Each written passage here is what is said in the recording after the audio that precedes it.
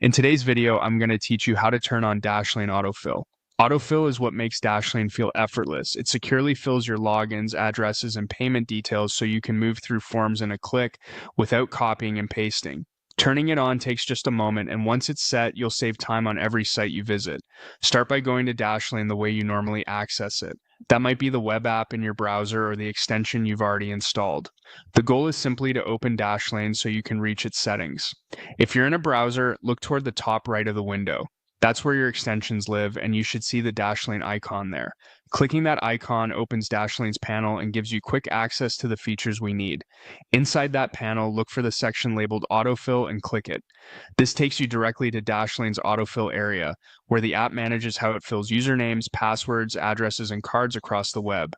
You'll notice short descriptions that explain what each option controls, along with indicators that show whether autofill is available on the pages you visit.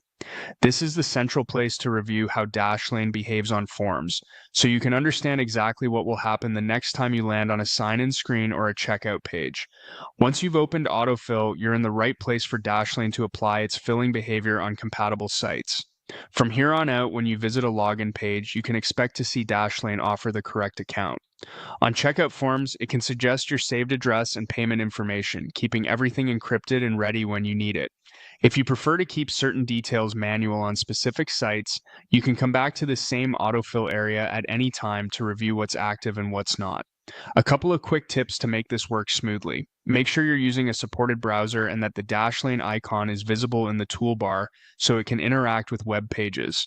Some websites restrict third-party filling on sensitive fields, so if you don't see suggestions in rare cases, that's usually by design. And as a best practice, only use autofill on sites you trust, and double-check the web address before submitting any information. That's it. You went to Dashlane, clicked the Dashlane icon at the top right, and opened Autofill to manage how it fills your information across the web. You're all set to browse more efficiently and securely.